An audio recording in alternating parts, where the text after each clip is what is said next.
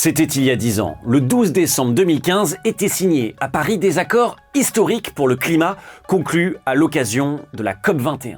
Un espoir pour la planète, 195 pays signataires s'engageaient à réduire leurs émissions pour maintenir le réchauffement en dessous des 2 degrés, voire même des 1,5 degré d'ici la fin du siècle.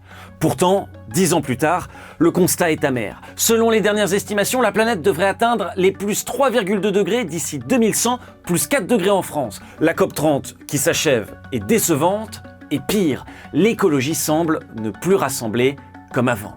Pourquoi assiste-t-on à un grand abandon collectif? Comment continuer de lutter? Aujourd'hui, dans le temps de l'actu, zoom sur les 10 ans des accords de Paris et leur bilan mitigé.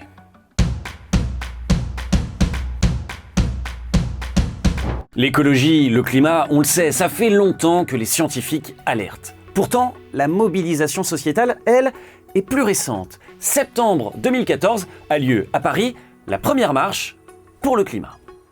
Une marche pour agir vite à Paris. Ils étaient quelques milliers cet après-midi pour exprimer leurs angoisses face au réchauffement climatique. Qu'est-ce qui me fait peur? Plein de choses. Sur le climat, plein de choses. Je vois des mouvements de population, je vois des épisodes de tempêtes qui arrivent et je me dis qu'il est temps de réagir. À cette époque, les lignes bougent. Les dirigeants occidentaux ont de plus en plus la pression pour trouver des solutions. Les précédentes COP ont débouché sur des accords sans ambition et sans contrainte. Il faut que ça change. Et ça tombe bien, en décembre 2015, Paris doit accueillir la COP21. Avec quels enjeux? Réponse de France 3. Trouver un accord acceptable par tous pour limiter à 2 degrés le réchauffement de la planète enregistré depuis le début de l'ère industrielle. D'après les scientifiques, il va falloir réduire de 50% nos émissions de gaz à effet de serre. Les pays développés devront faire des efforts, mais devront aussi aider les pays en voie de développement en les subventionnant à hauteur de 100 milliards de dollars par an. Demain, à partir de 11h, 147 chefs d'État, c'est sans précédent, vont se réunir. Ils vont prendre la parole tour à tour pendant 3 minutes et des engagements qu'ils prendront ici dépendra en partie de l'efficacité d'un texte qui devrait faire loi en 2020 et qui pourrait s'appeler les Accords de Paris. Le 30 novembre, la COP21 s'ouvre en grande pompe. Le président François Hollande prend la parole devant 195 délégations. Votre présence soulève un immense espoir que nous n'avons pas le droit de décevoir. Je vous le dis franchement, les bons sentiments, les déclarations d'intention ne suffiront pas. Nous sommes au bord d'un point de rupture. Paris doit être le départ d'une profonde mutation.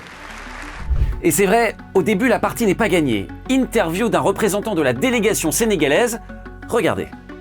Ce qui est difficile, c'est parce que les grands pollueurs ne veulent pas mettre la main dans la poche pour aider les pays comme les miens à s'engager dans ce processus de réduction des émissions de gaz à effet de serre.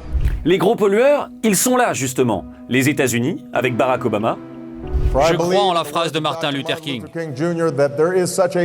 Il arrive toujours un moment où il est trop tard pour agir. En ce qui concerne le climat, il est déjà presque trop tard. Ou la Chine, avec Xi Jinping.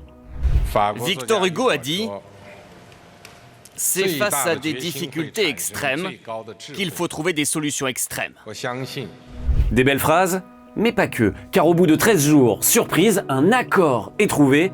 Nous sommes le 12 décembre 2015. Je n'entends pas d'objection. L'accord de Paris pour le climat est accepté.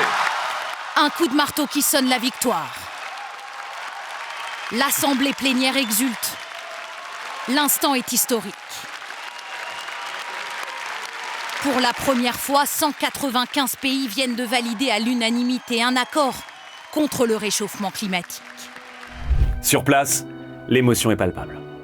Il est rare d'avoir dans une vie l'occasion de changer le monde. Vous l'avez, cette occasion-là, de changer le monde. Saisissez-la pour que vive la planète, vive l'humanité et vive la vie. Une grande victoire, d'autant que pour la première fois, les ONG saluent aussi cet accord comme une grande avancée, comme Pascal Canfin, le président de WWF France. C'est pas parfait, c'est vrai. Oui, il y a quelques zones grises dans cet accord. Mais ce que je crois, c'est qu'il lance une dynamique qui est une boule de neige qui ne s'arrêtera pas. Alors cet accord, que contient-il ? En gros, OK pour limiter le réchauffement climatique en dessous des 2 degrés et même des 1,5 degré. Pour ça, chaque pays devra présenter un plan d'action climatique national, transparent, amélioré tous les 5 ans, sans oublier les 100 milliards par an à verser pour aider les pays les moins développés à se transformer. Alors ça y est, la planète est sauvée ? Ouais, le rêve va être de courte durée, car le 1er juin 2017, les États-Unis vont quitter l'accord de Paris sur le changement climatique. Je ne peux pas en toute conscience soutenir un accord qui punirait les États-Unis, et c'est ce qui était prévu. Alors que nous sommes les meilleurs dans la protection environnementale, on ne va pas se laisser imposer des obligations par les plus grands pollueurs. Sans surprise, Trump tient sa promesse de campagne. Et si son successeur Joe Biden re-signera les accords en 2021, Trump en sortira de nouveau en 2025. Mais au-delà des États-Unis, peut-on dire que les accords de Paris sont tenus et respectés par les pays ? Écoutez, France 3 faisait le bilan en décembre 2020. Nous n'allons pas vraiment dans la bonne direction. L'objectif fixé par l'accord de Paris, c'est de limiter la hausse des températures à 2 degrés d'ici la fin du siècle. Sauf qu'aujourd'hui, avec le mode de vie qui est le nôtre, les scientifiques prévoient plutôt plus 3 degrés sur la même période. C'est préoccupant, d'autant plus qu'au cours de cette année 2020, pendant laquelle des pays entiers confinés se sont arrêtés, les émissions de gaz à effet de serre n'ont diminué que de 7%. Pour tenir les objectifs climatiques, il faudrait un confinement par an pendant 10 ans. Et la situation ne va pas s'arranger. Sujet de France 2 en septembre 2024. En gardant nos objectifs actuels d'émissions de gaz à effet de serre, en 2100, la France serait à plus 4 degrés. Selon les scientifiques, ce n'est pas le pire des scénarios. Et pourtant, le niveau de la mer pourrait monter jusqu'à 75 cm. Il est encore possible de limiter ces effets à condition que les États prennent le problème à bras-le-corps. Le principal moyen de lutter contre ces impacts, c'est de limiter nos émissions de gaz à effet de serre et de les réduire à l'échelle collective. Là, on ne parle pas de petits gestes à l'échelle individuelle. Dixit Benjamin Crétenant, co-auteur du rapport Réseau Action Climat. Soit. Mais alors que la COP30 à Belém au Brésil s'est soldée en novembre 2025 par un accord à minima et que l'on perçoit un peu partout, chez les dirigeants, dans les médias, un désintérêt pour la cause climatique, se pose cette question. Assiste-t-on à un grand abandon collectif ? Sommes-nous perdus pour de bon ?